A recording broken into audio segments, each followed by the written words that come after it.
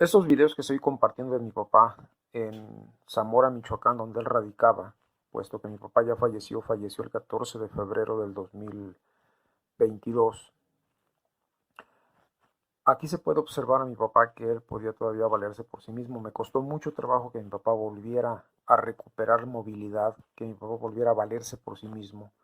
Como pueden ver, él entraba al baño solo, se lavaba las manos, podía desplazarse a cualquier parte de la casa donde vivía en Zamora, que es donde él vivía. Él tenía su residencia ahí. Él tenía mucha ilusión de irse al puerto de Lázaro Cárdenas por el calor y porque iba a ver a sus compadres, a mi compadre Juan y a mi comadre Lupe, unas excelentes personas que lo cuidaban mucho, siempre se desvivían por él cuando iba. Él iba con esa ilusión. Sin embargo, el señor, licenciado en informática, con maestría y doctorado, les prohibió tajantemente a mis compadres ver a mi papá. Él ahí lo dejaba solo, abandonado. De hecho, mi papá se fracturó una pierna tiempo después de que mi mamá falleciera, en abril del 2019. Y también perdió la vista debido a que le ponía gotas caducadas o no se las ponía cuando le correspondía. Mi papá solamente veía ya nada más de un ojo. Y de ese único ojo que tenía aún, eh, que le ayudaba para poderse valer, lo perdió. Lo perdió por negligencia, por ineptitud, por irresponsabilidad de mi hermano.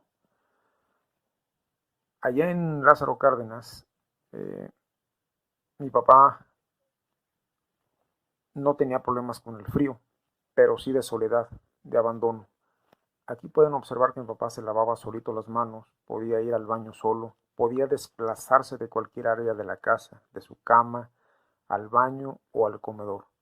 Posteriormente subiré unos videos donde se puede ver que mi papá todavía podía ingerir alimentos solo, sin necesidad de que nadie le ayudara.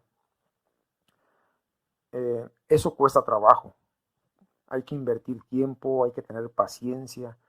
Yo tenía que salir a buscarme el sustento, puesto que no tenía y no tengo un trabajo fijo. Ya después seguiré hablando sobre ese asunto. Pero mis hijos y mi papá sufrieron de maltrato por parte de este sujeto. Él sí los maltrató.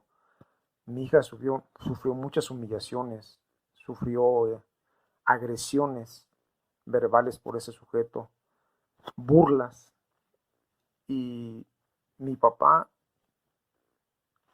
tuvo mucha impotencia de estar en esa casa porque lo dejaban solo, lo dejaban abandonado, y él se estresaba cuando oía sonar el teléfono y no podía responder el teléfono. Ahí pudieron ver en los otros videos que yo tenía un teléfono colgado a su lado de su silla, donde él podía sin ningún problema responder cuando le hablaran por teléfono. Era un teléfono analógico que solamente con descolgarlo él podía contestar. En Lázaro Cárdenas no era así.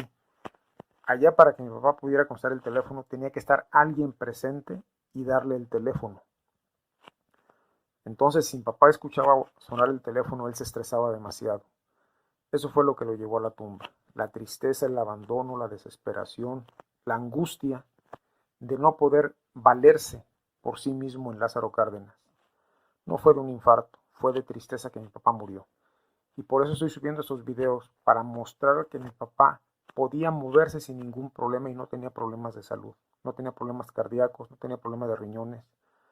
Él empezó a tener problemas porque le puse un pañal después de que se cayó por el frío, porque la placa que tenía puesta en una de sus piernas, que se había quebrado, eh, hizo que en la madrugada se cayera.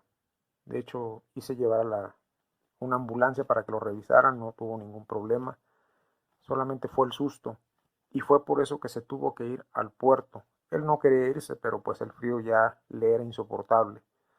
Pero aquí, como pueden ver, él no podía, no tenía ninguna limitante, podía desplazarse, pero eso a mí me invirtió tiempo, me invirtió esfuerzo, me invirtió paciencia y, por supuesto, dejar muchas veces trabajos El señor ahí en el puerto de Lázaro Cárdenas, el doctor en ciencias, le robaba su pensión a mi papá. Mi papá tenía dos pensiones, una por parte del IMSS y otra por parte de BB de 65 y más.